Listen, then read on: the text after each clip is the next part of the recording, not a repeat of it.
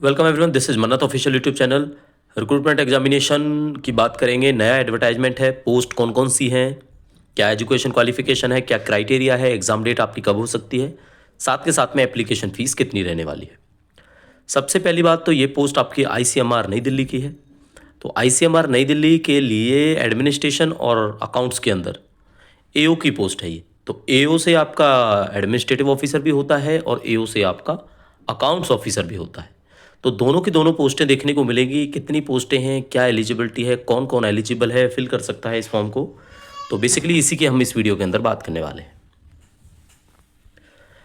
सबसे पहली बात आपको पता लग गई होगी, यहाँ पे आपको दिखाई दे रहा है all India institute of medical sciences. इसकी बात यही है कि जो रिक्रूटिंग अथॉरिटी है आपकी पेपर जो करवाएगी, कंडक्ट करवाएगी, पूरा का पूरा रिक्रूटमेंट आपका करवाएगी, वो एम्स न्यू दिल्ली ने करवाना है।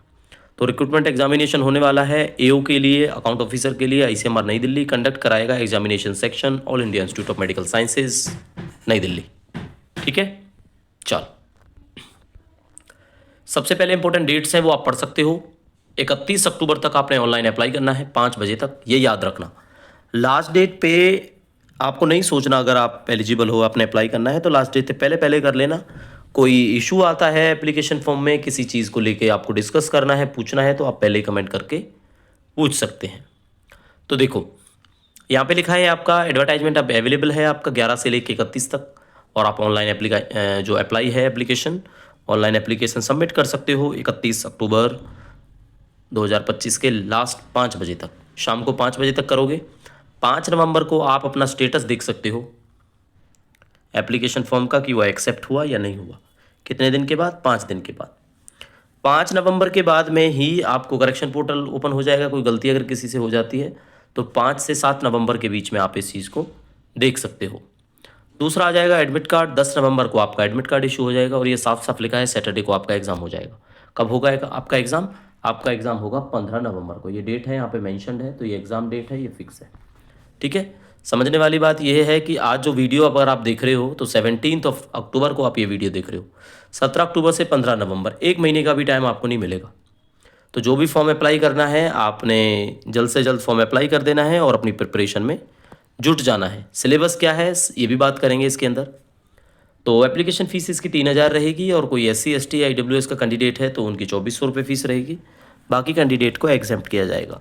तो बड़ी बात यही है, MCRE भी यही कंडक्ट कराते हैं और फीस है जो वो एज इट इज़ रहती है।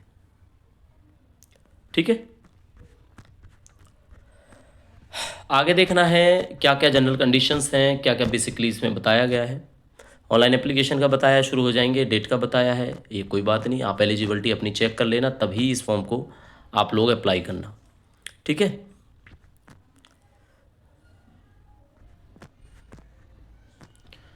बेसिक सारी चीज़ें, कोई ज़्यादा जो आपका क्रूशल डेट है डिटर्मिनेशन आपकी एलिजिबिलिटी के लिए, वो लास्ट डेट रहेगी। यानी कि लास्ट डेट को जो आपकी एज है उससे ज़्यादा क्रॉस नहीं करनी चाहिए। लास्ट डेट कब है? 31 अक्टूबर। SC ST OBC के कैंडिडेटों को जो है एज रिलैक्सेशन वैसा ही मिलेगा जैसा कि उनको सेंट्रल गवर्नमेंट में मिलता है। ठीक है, ये 5 साल का, OBC को 3 साल का, डिसेबल वालों को 10 साल का, ये सारा का सारा लिखा।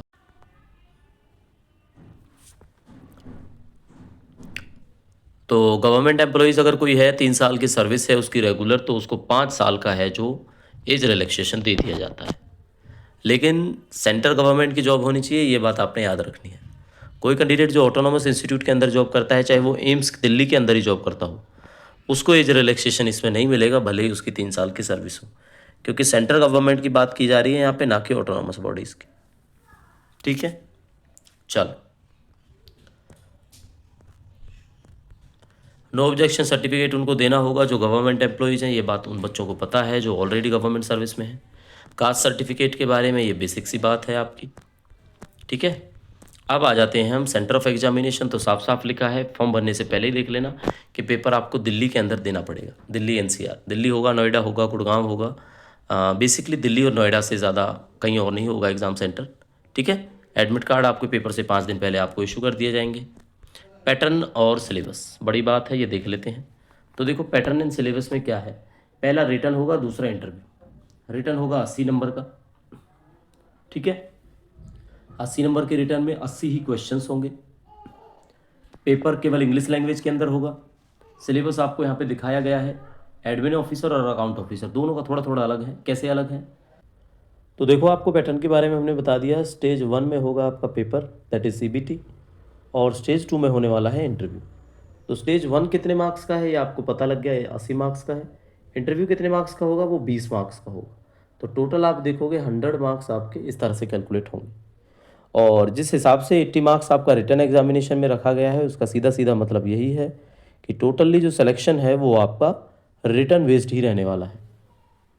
ठीक है, चलो 60 question CCS rules, fundamental rule और सप्लीमेंट्री रूल के आने वाले हैं। 20 क्वेश्चन आपके बेसिक कंप्यूटर से रहेंगे, आपके जनरल अवेयरनेस से और जनरल इंग्लिश से रहेंगे। सेम अकाउंट ऑफिसर में भी ऐसा ही रहेगा। एडमिन ऑफिसर में और अकाउंट ऑफिसर दोनों में 20-20 नंबर का जो पार्ट है वो कॉमन है, और वो कॉमन ही रहेगा। ठीक है, और जो ये 60 नंबर का है MCQ है, ये आपको देखने को मिलेगा। इसमें क्या है, इसमें बेसिकली इन्होंने GFR के बारे में पूछना है और अकाउंट्स एंड बुक कीपिंग के बारे में आपसे पूछना है। तो एडमिनिस्ट्रेटिव ऑफिसर और अकाउंट्स ऑफिसर दोनों के लिए अगर आप देखोगे CCS rules, fundamental rule, supplementary rule, और अकाउंट्स के लिए खासकर GFR पे फोकस रखा है इन्होंने। ठीक है, एक क्वेश्चन है, रॉन्ग मार्किंग भी होगी, नेगेटिव 1/3 होने वाली है। अगर आप जनरल से बिलोंग करते हो तो पेपर में मिनिमम आपको 50 नंबर लेके आने हैं, मिनिमम। OBC को 45 नंबर मिनिमम है, क्वालिफाइंग क्राइटेरिया है क्योंकि इनका ये, और 40 नंबर कोई SC से है, ST से है या फिजिकली डिसेबल्ड कैंडिडेट है, उनको लेने पड़ेंगे। ठीक है जी। और जो इंटरव्यू है वो आपका ICMR कंडक्ट कराएगा, वो एम्स नई दिल्ली नहीं कराएगा, ये साफ साफ लिखा हुआ है इसमें। क्लियर हो गया आपको? चलो,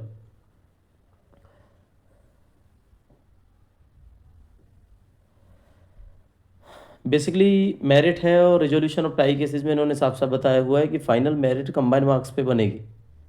ठीक है, लेकिन फिर भी क्या है, अगर किसी कैंडिडेट्स का जो है क्वेश्चन नंबर मैच कर जाते हैं तो सबसे पहले ये देखा जाएगा जिसने नंबर ऑफ रॉन्ग क्वेश्चंस ज़्यादा अटैम्प्ट किए होंगे उनको हायर रखा जाएगा, सबसे कम किए होंगे जिन्होंने। ठीक है, ये याद रखना, जिन्होंने ज़्यादा रॉन्ग अटैम्प्ट किए हों चाहे उनके मार्क्स बराबर मैच करें, फिर उनको रैंक नंबर बाद में दिया जाएगा उनको। ठीक है, और अगर फिर भी रिजॉल्व नहीं होता है केस तो जिनकी उम्र ज़्यादा है उनको कंसीडर किया जाएगा।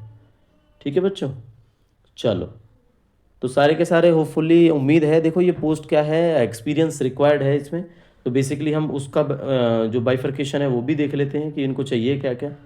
ये सब बेसिक चीज़ें हैं, जब आप ऑनलाइन अप्लाई करोगे आपको सब दिख जाएगा, लीगल ज्यूरिडिक्शंस, ये एलिजिबिलिटी है। यही स्क्रीनशॉट हमने आपके साथ शेयर किया था आज टेलीग्राम चैनल पर।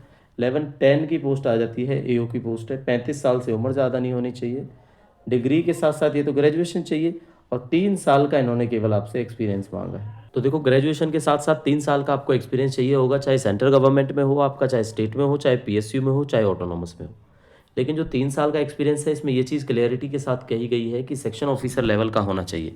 तो सेक्शन ऑफिसर आपको पता है लेवल 8 की पोस्ट होती है, ये लेवल 10 की बात कर रहे हैं, तो लेवल 8 में मिनिमम आपको 3 साल सर्व करे होना चाहिए, तभी आप इस पोस्ट के लिए एलिजिबल हो। ठीक है, दूसरा क्या है, दूसरा आ जाता है आपका अकाउंट ऑफिसर। तो अकाउंट ऑफिसर में भी सेम है, 3 साल की डिग्री चाहिए, 3 साल का एक्सपीरियंस चाहिए आपको किसी भी ऑटोनॉमस स्टेट या सेंट्रल गवर्नमेंट के अंदर। तो अब समझने वाली एक चीज़ है, इसमें भी सेक्शन ऑफिसर लेवल का जो एक्सपीरियंस है वो आपसे रिक्वायर्ड है। तो बेसिकली आपने क्या याद रखना है कि लेवल 8 का तो होना ही चाहिए, लेकिन वो इक्वलेंट में बोला है एक्सपीरियंस, अकाउंट्स के अंदर बोला है, इसमें अकाउंट्स के अंदर बोला है, और ऊपर आपसे बोला गया है कि एडमिन के अंदर होना चाहिए। तो ये बात तो क्लियर है कि जो पोस्ट है आपकी जिस पे आप काम कर रहे हो वो एडमिन होनी चाहिए। अगर आप एडमिनिस्ट्रेटिव ऑफिसर के लिए काम कर रहे हो तो एडमिन कहाँ से शुरू हो जाता है, LDC UDC वो, लेकिन वो लेवल 8 पे होना चाहिए। तो अगर आप कहीं पे AA है ऑलरेडी हैं, असिस्टेंट एडमिनिस्ट्रेटिव ऑफिसर, और वो लेवल 7 या लेवल 8 जो भी पोस्ट है अगर इक्वलेंट है इसकी तो आप अप्लाई कर सकते हो। अगर आप लेवल 6 में कहीं पे हो, असिस्टेंट हो, तो आप शायद इसके लिए एलिजिबल नहीं होगे। तो क्लैरिफिकेशन के लिए आप क्या कर सकते हो, क्लैरिफिकेशन के लिए आप ICMR को मेल कर सकते हो, या एम्स न्यू दिल्ली जो रिक्रूटिंग अथॉरिटी है उससे भी आप चाहे तो बात कर सकते हैं। सेम ऐसे ही इसमें एक्सपीरियंस चाहिए लेकिन अकाउंट्स में चाहिए, ये बात क्लियर है। ठीक है, चलो पोस्टों की बात आपको बता देते हैं। 10 पोस्टें AO की हैं, 5 पोस्टें अकाउंट ऑफिसर की हैं। तो जो एडमिन वाले हैं इसमें क्या है, इसमें 6 जनरल हैं, 2 OBC हैं, 1 SC है, 1 EWS है। AO जो अकाउंट ऑफिसर वाले हैं 2 जनरल हैं, 1 OBC है, 1 SC है और 1 EWS है। तो आपको पता है बहुत ज़्यादा टाइम इसके अंदर नहीं मिलेगा आपको, बस सिंपली आप लोगों ने अप्लाई करना है और पढ़ने के लिए जो सिलेबस है वो आपको ऑलरेडी इसके अंदर पता लग गया है। फिर भी कोई इंक्वायरी होती है तो आप एक क्वेरी रेज कर सकते हैं अपने माई पेज के अंदर, वहाँ पे आपको रिजॉल्व करेंगे असिस्टेंट कंट्रोलर एग्जामिनेशन सेक्शन वाले, न्यू दिल्ली एम्स। ठीक है, तो बेसिकली आपने याद रखना है कि 15 नवंबर को एग्ज़ाम है, प्रिपरेशन करनी है, तो आप हमारे चैनल को विजिट कर सकते हैं। किसके लिए आपको चैनल को विजिट करना है? CCS रूल्स के लिए आपने विजिट करना है। फ्रीली आप पढ़ सकते हो। अगर बैच को ज्वाइन करना है CCS रूल्स और GFR का, तो वो भी अवेलेबल है 6 मंथ की वैलिडिटी के साथ। उसके लिए आप हमारे टेलीग्राम चैनल को विजिट करें, व्हाट्सएप पे हमें व्हाट्सएप कर सकते हैं और ईमेल से भी आप इसके बारे में पता कर सकते हैं। तो मिलेंगे नई वीडियो में, तब तक के लिए thank you and see you soon.